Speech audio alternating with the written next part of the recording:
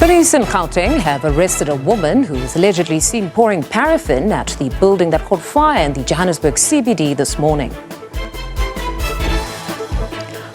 Rand Water warns residents of Johannesburg, Ekurhuleni as well as Tshwane of water supply interruptions today. Multiple activities will be launched ahead of the annual Mushweshwe Walk in March of this year. And the G77 and China Summit is underway in Uganda's Kampala, where developing and emerging countries of the Global South seek to promote economic interests.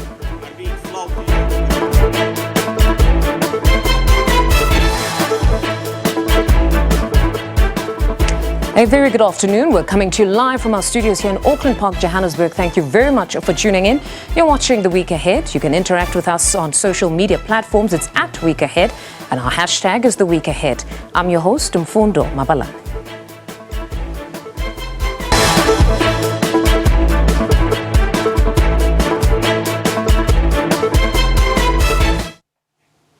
Leading our bulletin this hour, water disruptions are almost certain in parts of Gauteng province today. Eskom, an utilities company Rand Water, is carrying out maintenance work which started at 8 a.m. and will wrap up at 3, significantly impacting water supplies. Some areas within the municipalities of Johannesburg, Ekurhuleni, Tshwane, Rand West, Mogale City, Merafong, Madibeng, Lesedi, Govan Mbeki, Rustenburg and Victor Khanye may experience low to no water supply. To discuss this further, we're joined by water infrastructure expert Karen Bosman. Karen, good afternoon and thank you very much for your time. Good afternoon, Mfundo. Good afternoon, everyone. No, it's a pleasure to have you with us. So Gauteng, in all honesty, continues to experience water challenges, be it low pressure, absolutely no water in people's taps. This week, of course, we appreciate that some of the disruptions were due to the replacement of the centimeter isolating valve. They concluded, though, 23 hours ago, but there's still complaints by some residents of low pressure or no water. What can we attribute this to, Karen? Well, water management starts with good planning, and that includes not just planning for, where do we find sources of water, but also how to treat that water and how to distribute the water. And if there is problems in the institutional network or arrangements that has to oversee the planning and implementation of the infrastructure for the storage and distribution of water, we often see water supply issues and water supply problems. Mm-hmm. So with the, let's say, instability of especially the Johannesburg Metropolitan Municipality over the last 18 months or so, the planning arrangements that's needed and the budgetary arrangements that's needed to make sure that the infrastructure is properly maintained and that reservoirs are filled up may not necessarily have been as it should have been. And now that there is a big maintenance being undertaken by Rand Water, the reserves of the city might not be enough to cover during the shortfall in a maintenance period. In a perfect world, under perfect circumstances, if there's my big maintenance on pipelines to be undertaken, you would have enough water in your residential reservoirs so that the residents wouldn't even realize that there has been maintenance done. But what we can ascribe this to is probably a disruption in planning, which now means that there is a discontinuation in supply. And good planning leads to proper implementation, and then you will not see significant disruptions in supply. It's an interesting statement. Apologies for interjecting there. It's an interesting statement that you make, that here clearly it's a poor governance matter and lack of proper maintenance, whereas we've heard Rand Water CEO stating that perhaps it's high consumption and climate change. So you're saying, in fact, no, this is a governance issue. Well, climate change affects the sources of water. So climate change means we either have too much water, too high rainfall, too much flooding, or drought. But one have to distinguish between different types of drought. And one gets a meteorological drought or a climate-related drought But that differs from what we refer to as an infrastructure drought. We've had lots of rain in Gauteng in the last month or so. So the water is there. But now how to get the water that comes down as rain purified into pipes and to people, and if that doesn't work, that water shortage is referred to as institutional drought. And to try and figure out the solutions for that, one then has to say, but where did we get infrastructure failures and institutional failures? And that normally relates to things like planning, budget, procurement, and so on. And how much blame can be apportioned to us citizens? Because there's always a call for us to conserve water, that we need to use it sparingly. Can we also say that high consumption has anything to do with this? Or actually that's again them passing the buck on citizens? They would have planned better for the increase in citizens, because we all know of urbanization, a number of citizens that have come to Gauteng. Look, you cannot, whether we have a good rainy year and perfect infrastructure or whether it's a drought year, one always have to understand that the consumption of water is a shared responsibility, both from the people we entrust to supply the water and make the planning so that we can have the water, as well as a shared responsibility on us as the users of water. And understanding that there are constraints even place an additional impetus on using water sparingly, making sure that, if it's brown, flush it down. If it's yellow, let it mellow. Not using water to spray off pavements after rain brought leaves down. Not using a running tap to wash a car. All those imperatives of water conservation that we can do as individuals will contribute to less of a stress on other individuals who do not necessarily have the same kind of pressure of supply or consistency of supply or reliability of supply that the rest of us enjoy. Karen, there's also another conversation where there have been certain communities that say they've actually been advised to relocate from high-lying areas because of the low pressure that they have to contend with. Is it honestly acceptable that the infrastructure we have struggles to pump water in high-lying areas, just like now? Beyond the maintenance, there would have been a statement that was issued that in high-lying areas, expect disruptions to continue or no water at all in your taps. You have to understand that a pump works with electricity. And if we have something like load shedding, the pump can't work. There is no separate dispensation or no load shedding for pump stations or no load shedding for water treatment plants. So our load shedding have a significant impact on our water supply and distribution network and our wastewater treatment capabilities. And if you then rely on a reservoir from a high, because it's the high reservoir that gives you the gravity pressure that you need to get good pressure in your taps. If the pump can't pump the water up to the reservoir, you will not have high pressure in your taps. So I don't know where the message came from people in high-lying areas should move to lower-lying areas.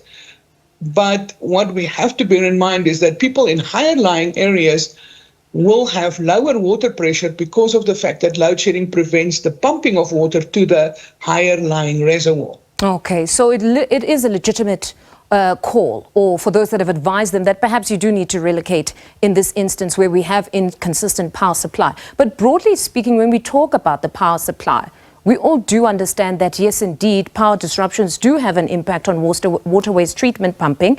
But how can we mitigate this? That's quite difficult because, it's a chicken egg situation. What is first? Do we just fix our electricity and power supply, and then we don't need to make any changes to our water infrastructure? Or do we make extra provision for extra storage in our water infrastructure in the event that there will be a disruption in power supply? And that is quite difficult to plan for, and quite difficult to now make budgetary allocations. I mean, there's literally thousands of kilometers of water piping infrastructure just in one city like Johannesburg. And pipes break. And if it's actually the flow of water in the pipe that aids in the maintenance, because the moment this water stops flowing, the gravity will cause sedimentation, and it can cause blockage in the pump, and it can increases the need for maintenance. So it's not just that the pumps doesn't work, the lack of flow of water means there's now a need for additional maintenance to ensure that water can keep flowing. No, it's clearly more complex than many would appreciate. It gets more complex, yes. But Karen, thank you very much for your insights this afternoon. That was water infrastructure expert Karen Bosman. All right, to this story now. Water and Sanitation Minister Senzo Mchunu has taken a tough stance on the deteriorating water quality provided by water service authorities under different municipalities. Mchunu says his department will apply pressure on underperforming municipalities that fail to meet adequate water quality standards. The minister was speaking on the sidelines of the Water Service Authorities Summit, which aims to respond to the outcome of the Blue-Green No-Drip Progress Assessment report. Now, according to the report, 67 of the 144 municipalities scored extremely low, indicating their water quality is in a critical state. The Water and Services Authority Summit has resolved to target municipalities that have failed to meet water quality standards. Water and Sanitation Minister Senzo Mchunu has urged municipalities to accept the assistance being offered by his department, as well as the Cooperative Governance and Traditional Affairs Department and the South African Local Government Association. The goal is to find solutions for underperforming municipalities and maintain good water quality. Some of the measures entail introducing conditions on grants provided by the department to municipalities for water services. If they don't, we will have to take a decision ourselves together with finance and local government to say what other steps. And they include whether we should continue to give such a municipality, for instance, the grants that come from water and sanitation, whether we shouldn't channel them elsewhere. Because the name of the game here is service, improved service. Some of the other issues the department intends to resolve include infrastructure and plugging the skills gap. This after over 20 deaths were recorded in Hammanskraal following a cholera outbreak last year. It later emerged the outbreak stemmed from poor water quality from the Tshwane municipality's Rooival wastewater treatment plant. Mchunu says he will be harsh on non-conforming municipalities. The assessment done by local government, which continues to be done by COCTA, indicates that largely local government does have qualified officials in the employ. What lacks, which is the biggest challenge that has been coming over the years, is that local government as a sector has not been professionalized. Some of the resolutions from the summit include strengthening consequence management for non-performance.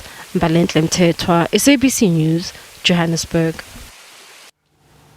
Police in Gauteng have arrested a woman who was allegedly seen pouring paraffin at the building that caught fire in the Johannesburg CBD this morning.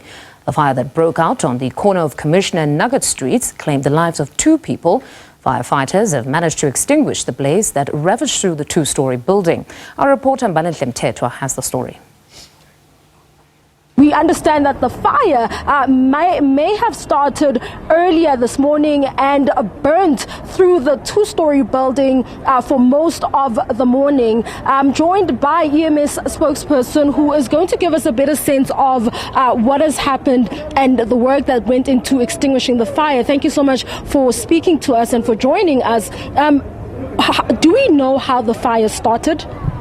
At this moment, we had spoken to the people that were residing in this building, and they have confirmed to the police some of the witnesses that they saw someone pouring paraffin when she was fighting with his partner. But SAPS is investigating that information and would have proper investigations of where and how exactly the fire started. Now, is this building fit for people to inhabit this building, especially after this fire has ravaged through the building? Definitely not. As you can see that the windows are shattered and the first floor is fully gutted, and the structure itself, it's questionable. At this moment we are going to get a structural engineer just to check the integrity of the structure, but we have spoken to the community and their leaders to say that they cannot go back to reside in this building for now. Okay. Now, with regards to those who are living in the building, do we know how many people were living here or how many people have been displaced since the fire? Disaster management is still busy with the community leaders. There's about 75 families, of which it can be plus 150 to 200 people, but they are still taking down names of the people that were affected and displaced. Okay. And do we know what will happen to those people? They are disaster management and the Department of Housing both are with the community discussing those details going forward. And now, certainly, the first fire that we saw in August last year was described during the commission or the hearings, the public hearings into investigating the cause of that fire and the prevalence of the fires of legally occupied buildings. We learned that fire was described as a fire that was fueled by hazardous materials inside the building. Was this the case here? Were there shacks inside which also helped to fuel the fire? Indeed, there is combustible materials that were used as part of the divisions to form units. This is a very small building which cannot house more than about 150 to 200,000. There's small shacks that are inside, and they say on the first floor alone there's about 60 to 80 units that were divided.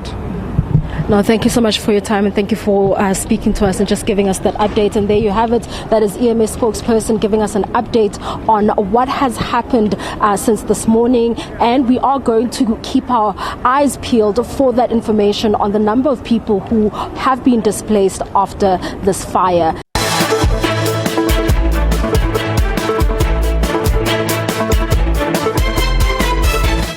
Welcome back. Thank you very much for staying with us. Now, this week, the Duke of Edinburgh, Prince Edward, will be on a working visit to the country. This is a follow-up to the state visit by President Cyril Ramaphosa that he undertook to the United Kingdom in 2022.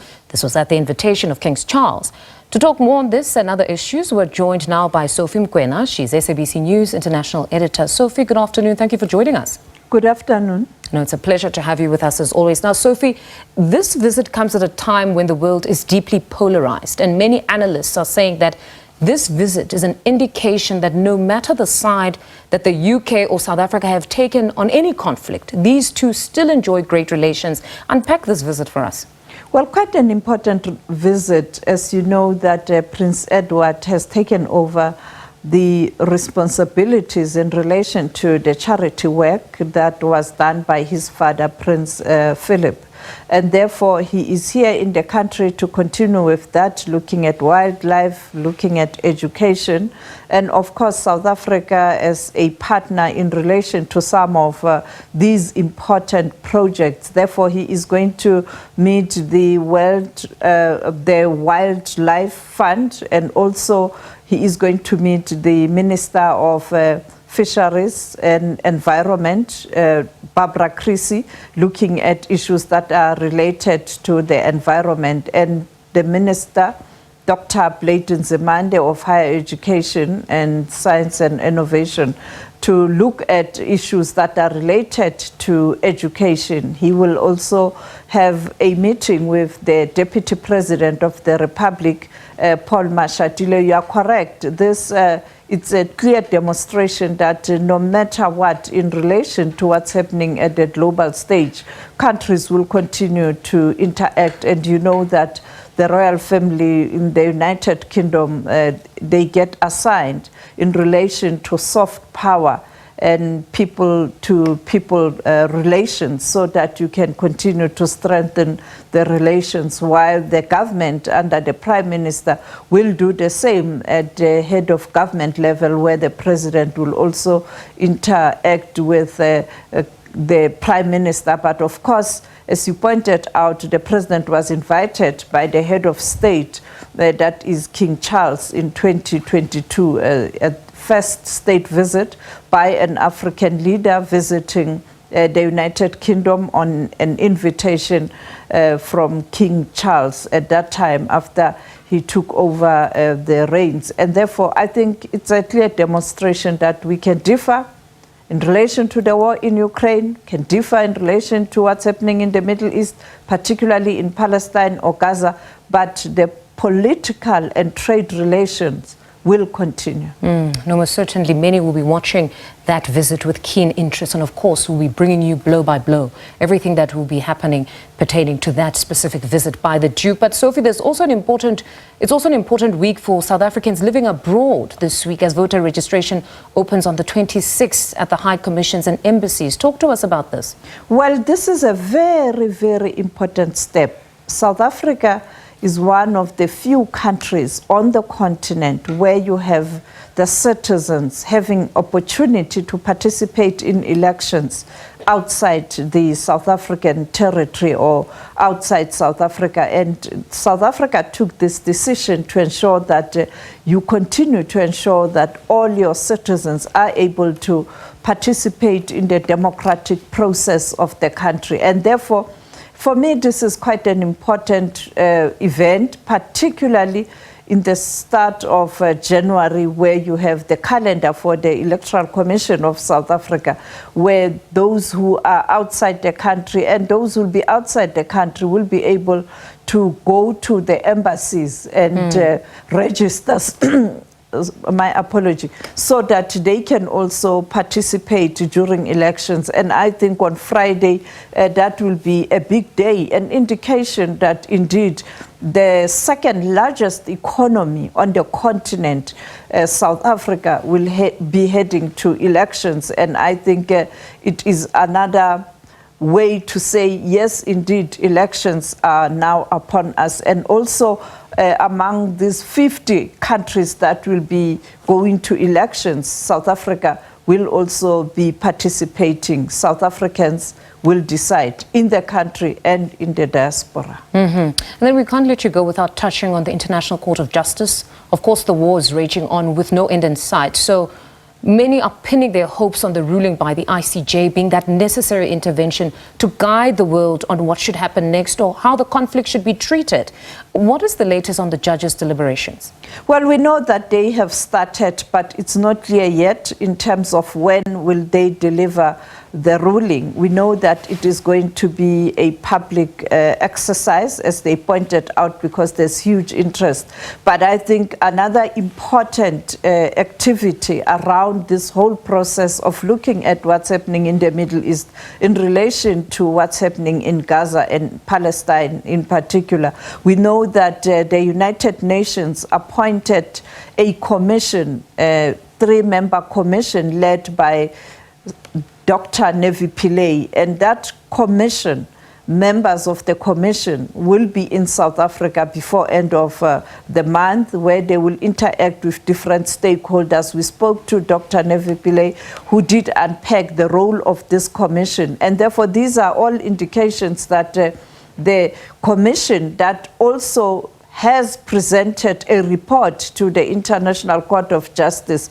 The work there, the International Court of Justice will hear that matter or will deliberate on these issues next month. And I think we expect the judgment in relation to South Africa to be delivered, not the judgment, but the ruling in relation to request for intervention on those measures that are being proposed by South Africa with the aim of ensuring that the Israel government doesn't continue with bombardment of Gaza, to be done very soon. It might be towards end of January or it might be early February. At the same time, if it's after January, in February, you will be having Professor Diretladi, who will then be a member of that panel, the judges of the International Court of Justice. So there's so much happening, and I think that visit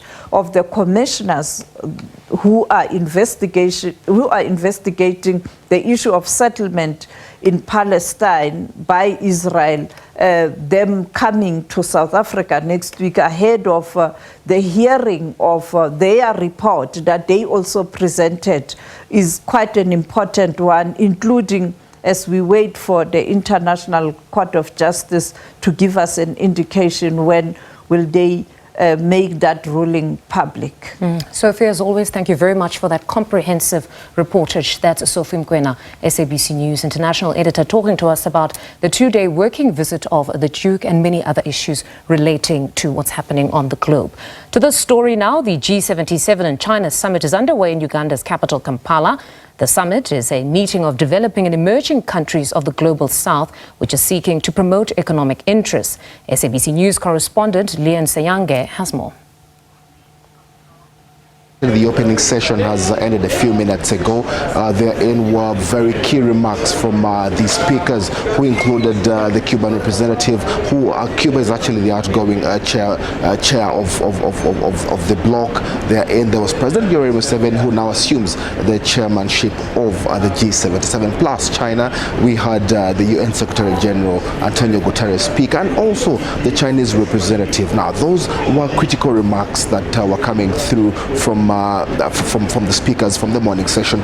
The message therein was that the nations of the global south, the developing nations, and those emerging under this globe must pull up their socks, must really put in as much effort in trying to realize economic development, change the financial architecture that many find themselves in or struggling in. There was also the issue of climate change, but importantly, unity, solidarity, and cooperation was the message coming through from the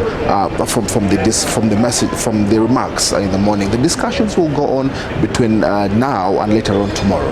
There must be a lot to be done. There definitely is work on Uganda's hands at this point in time, where there's a demand to realize and have an assertion by the global south on matters international, matters economics and finance, and just as much matters of governance, because quite often many affect how the countries in the global south survive or even exist. Issues of poverty and the realization of the Sustainable Development Goals, at least by 2030, will be key factors for Uganda to guide a pathway to realizing that. The theme here is leave no one behind. However, the general sentiment is there's quite a lot, or many of the countries that are still far behind in realizing this goal. So yes, Uganda's stewardship too in this process, or the chairmanship of the G77, will be very critical, especially now that the bloc is looking at consolidating what it possibly has done over the last 6 decades. There's this general sentiment that the global south hasn't had as much of an influence on matters global or even international, and that is why for many the assertion for them, for the global south and countries within the developing countries, are trying to push for the realization of a statement, of a say in matters that affect themselves, but also just as much others elsewhere. And critical to this is the involvement of the United Nations. The UN Secretary General Antonio Guterres has asserted himself on the fact that there should be as much cooperation from countries of the global south, the developing countries, in trying to push in areas of eradication of poverty, health, which critically, and education as well, matters that critically affect the developing countries. And these can entirely be achieved by having a bigger say where it matters the most. The Summit of the Future will be coming up in September, and that of course is a UN matter, but with the G77 having quite a number, 134 members therein who are also part of the UN, it's very critical that there has a say, they have a say in matters that affect them greatly. So yes, it may actually move more than just being a talk shop for many, and the realization of the fact that the countries here need to come out stronger and push for the matters that could transform the development. Now this year, Basotho across the globe will be commemorating 200 years as a nation. In 1854, King Moshoeshoe I embarked on a 116-kilometer walk from Mankoneng, north of Lesotho, heading to Thaba-Bosiwa, where he found a fortress with good land for grazing and secure enough to settle his nation. As they build up, multiple activities will be launched ahead of the annual Moshoeshoe walk in March. This year, as Basotho kickstart the 200-year celebrations commemorating the existence of Basotho as a nation led by King Moshoeshoe, several initiatives are underway as a build-up towards the annual Moshoeshoe Walk in March. We started to visit in different countries. We still have to go to Zambia. We still have to go to Swaziland, but we've already started the relations. So basically that we are inviting the British, we invite people from Commonwealth. That is, Britain, it's one of the biggest of the Commonwealth countries. So the High Commissioner of Britain, he's the one who's in charge for that. The European Union Ambassador, he's the one in charge of the other countries that we're inviting. So South Africa is our neighbor, Swaziland is our home. So even in Botswana, people are working hard to see that we have bigger numbers in different countries in Africa. So we are saying to everybody, let's come to Lesotho for Moshoeshoe Walk in March the 7th to the 9th of March. We are saying let's celebrate 200 years of the formation of the Basotho nation. While operating under stringent budget constraints, the organizers are hopeful that many sponsors from corporate and individuals will contribute towards this noble event. But we have budgeted more than 1 million. So in essence, what we are saying is, as Basotho, as corporations, as individuals, let's make sure that we partner and we collaborate for the success of this walk based on what it really means to us as a people. When you talk about the Moshoeshoe Walk, what comes to mind is issues like perseverance. It's issues like peace. It's issues like coming together as a nation, patriotism, loving who you are as a people. So that's what we believe in as LNDC, and that's what we encourage every one of our partners to believe in so that this walk can be a success for the country. This is a big walk because it tells the history through the pain that people experience, which our forefathers also experienced. As the momentum towards the bicentenary picks up speed, Lesotho is calling upon all from across the sphere to join in on the upcoming March celebrations as Basotho prepare to showcase their culture, warmth and spirit of resilience as they transit to the 3rd century as a nation. Rabelang Khatebe, SABC News, Masoro, Lesotho. Business Unity South Africa says delays in issuing visas to foreigners with critical skills undermines government's efforts to grow the economy. The organization says it still receives complaints from members about the delays. That's contrary to repeated statements by Home Affairs Minister Aaron Motsoaledi that there are no backlogs related to the issuing of visas that impact directly on the economy and employment. Business Unity South Africa is one of several bodies that have expressed concern about what they say are delays in the issuing of visas for individuals with critical skills.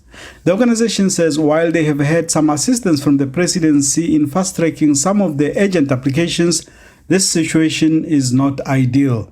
We need to ensure that the Department of Home Affairs does whatever is necessary to ensure that visa applications are processed quickly, to ensure that visas are issued timeously.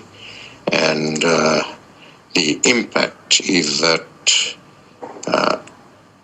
skills and business leadership wanting to come to work in South Africa are not allowed to do so as a result of these delays.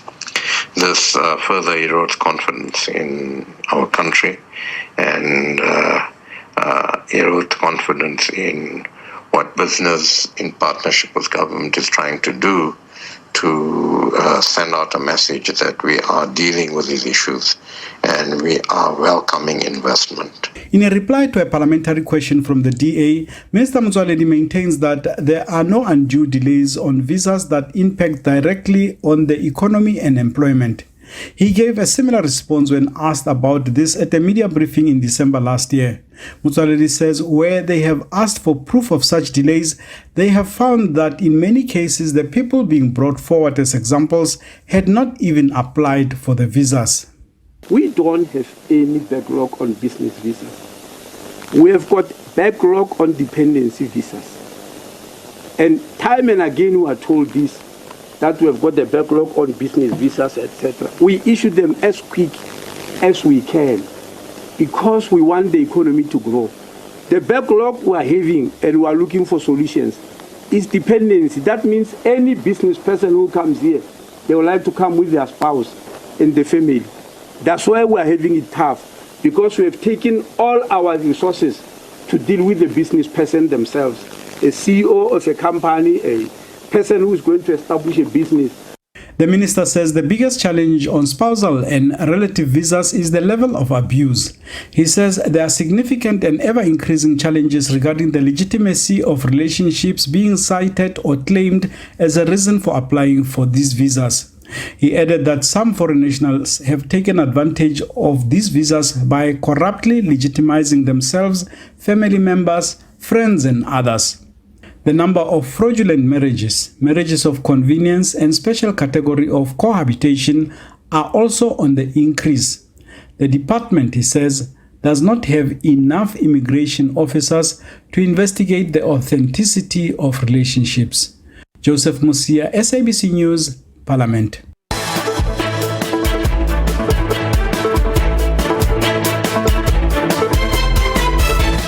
Welcome back. Thank you very much for staying with us. Now, the IEC has urged contestants in this year's elections to avoid being frivolous when criticizing election processes and the institution itself. Now, this follows former President Jacob Zuma lamenting what he describes as the secrecy in which South Africa's elections are shrouded, amongst other issues with which the Electoral Commission must contend. The institution must also answer to the Electoral Court why it has registered Umkhonto weSizwe as a party, with opposition parties also wanting it to investigate the governing party's finances. Last week, at an event of the All-African Allied Movement, former President Jacob Zuma questioned the voting processes of the country. He intimated that the secrecy in which it is shrouded encourages vote rigging and fraud and therefore must be changed.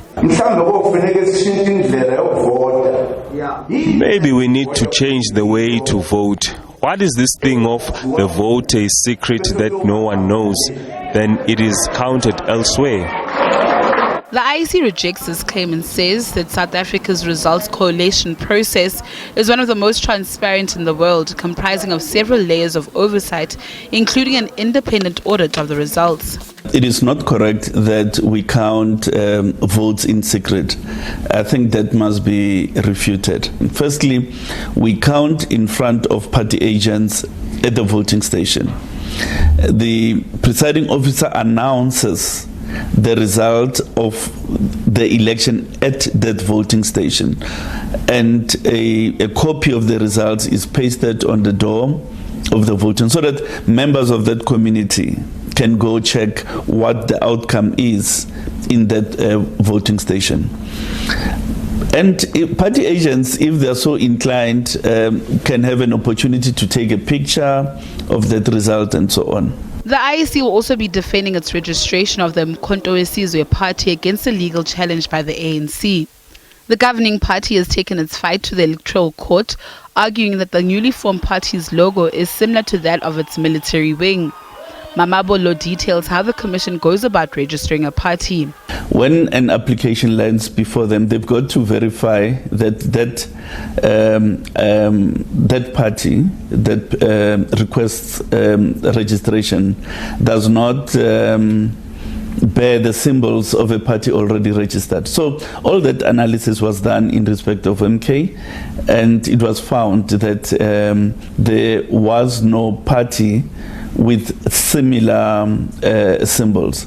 Of course, the ANC is aggrieved and the matter is before the Electoral Court.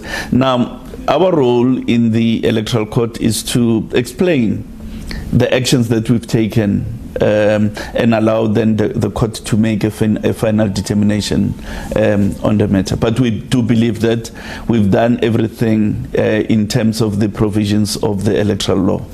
In another development, some opposition parties like Action SA have urged the IEC to investigate how the ANC was able to afford to hold its 112th birthday celebrations in Mpumalanga last week in light of its donation declarations to the IEC. The governing party has also struggled to pay its debt of 102 million rand owed to Ezulwini Investments for banners for its 2019 elections campaign. Mamabolo says the commission loathes being embroiled in political fights amongst parties but will investigate if there is evidence of impropriety. Despite these developments, Mamabolo remains unfazed, saying such issues are part of the course ahead of the elections. That phenomenon towards many elections, but I think it will be pronounced on this occasion because of the increased contestation. But it is important that when aspersions are cast against the Commission, they must be rooted in the Constitution as well as in the law. You've got to be able to say this officer of the Commission has behaved in a manner that goes against the values of the Constitution, or this particular commissioner is behaving in a manner that negates his or her responsibility in terms of the Electoral Commission Act or even the Electoral Act. That, I think, will help us to deal with frivolity, because part of the problem with our political process is that when stakes are high, frivolity becomes the order of the day, and I think we must avoid that for the sake of a maturing democracy. Meanwhile, the ANC's challenge regarding the Umkhonto weSizwe party is still pending. Natasha Piri, SABC News, Johannesburg. The National Department of Public Works and Infrastructure says it's going to be a while before Galeshewe Magistrate Court in Kimberley, Northern Cape, is operational again. The court has been closed for more than 7 months now after the Department of Employment and Labour issued a prohibition notice due to structural defects. The court, which was open to bring justice closer to the people, has been closed for more than half a year.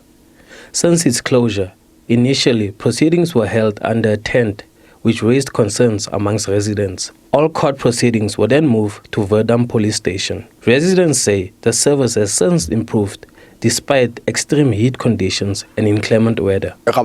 People no longer wait for long hours here. They just wait for the magistrate to arrive. Only then they begin. They usually finish by 4 p.m. The service here is better than at Galeshewe Magistrate Court because there you would sit until 4 p.m. without receiving any assistance. The Department of Justice and Constitutional Development says the closure of the court had an impact on court proceedings. However, they've been working hard on the backlog of cases. It is unfortunately so that we did incur backlog cases. But as a result of the arrangements, utilizing the mobile court and the Kimberley Magistrates Court, the proclamation, we are now, together with the judiciary and the NPA, working around the clock to ensure that the backlog that has been created are being eradicated. In a written statement, the Department of Public Works says a site visit was conducted in December to analyze the amount of work that needs to be done. A structural engineer is yet to be appointed and renovations will start after that. The department says this is a time-consuming process, but has assured residents that the court will be operational around September this year. Clement Matros, SABC News, Kimberley. All right, more news on the other side of this break. Do stay with us.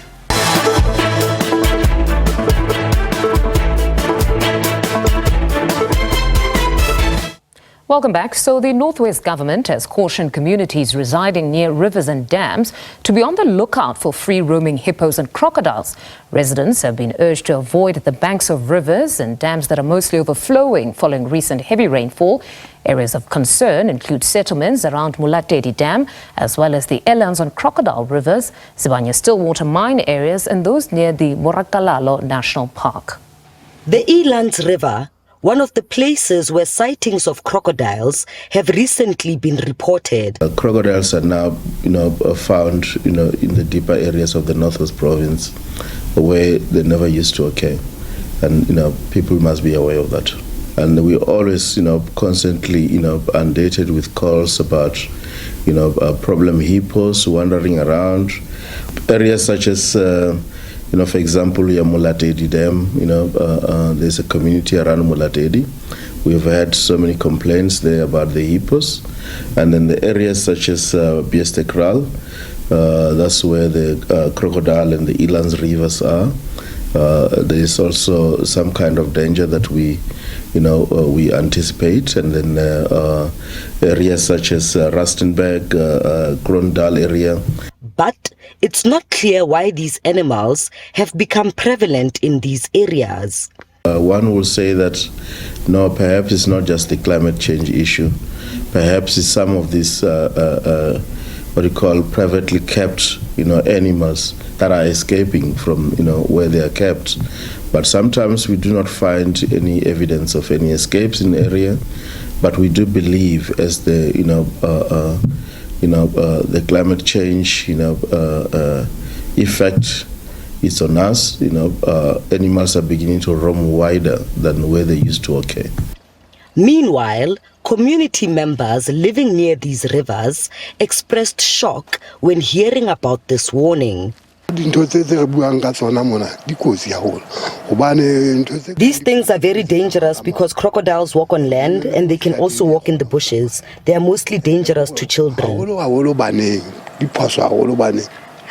are really scared of them. You need to really help us.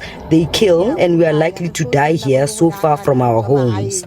Authorities have advised community members to avoid the banks of rivers and dams to minimize the risk of encountering these animals and potential harm. Sintle Englishihi, SABC News, Rustenburg. A military-style skills development program, the South African Youth Cadets, is playing a crucial role in helping to keep young children off the streets and away from a life of crime and drug abuse. Discipline is one of the major values that is instilled in cadets. Time management and a focus on concentration are also some of the learning areas. Now, learners between grades 1 and 12 can join and become cadets. Meanwhile, the SA Youth Cadets is recruiting new members to join their forces. The recruitment drive will be running throughout January. These youngsters from various areas on the Cape Flats have come out to join the South African Youth Cadets. They are seeking an alternative to a life of crime and drug abuse. And the SA Youth Cadets offers them an opportunity to develop fundamental skills that can help improve their quality of life. We have over 90 modules that covers for the 12 months every Saturday, looking at cadet programs from leadership, management, effective listening skills, communication skills, etc., survival skills. Then we look at drilling. Drilling is the basis of discipline. Coming from the military myself and the police as a commissioned officer, I thought that there's a major need in our programs which we lack in schools, especially with soft skills. The cadets meet weekly for training and to conduct drills. 16-year-old Reese Kelly from Mitchell's Plain has been part of the program for the last 7 years. Being here has made me realize how life outside of this area can change your entire mindset. 14-year-old Ethan Bennett from Pontieville has been with the program for a year. It's made me get rid of a lot of bad stuff and it's made me improve my discipline. I'm more quiet now, I'm not that rough, and I'm more educated. Parents say the program has helped to improve the behavior of their children. I've seen a lot of changes in Ethan. He's more respectable, he's more upstanding. I can tell you his cupboard is back better than my cupboard, actually. So the discipline that he's getting here is such a beautiful thing to see because it improves on his academic work as well. Because I've seen his grades improve for the past year that he's been here now and he's more confident. New recruit, 18-year-old Nadine Clinton from Mitchell's Plain, says she will use the skills she gains at the SA Youth Cadets to pursue a career in the Navy or the Army. Why I decided to join is to improve my skills and empower myself to become better in life. The cadets will also be taken on various outdoor excursions, including hiking and trips to the beach, where they can learn more skills that will benefit them in the future. Corbin August, SABC News, Cape Town. And that's my lot for today. We're back next week. Enjoy your afternoon further. Goodbye.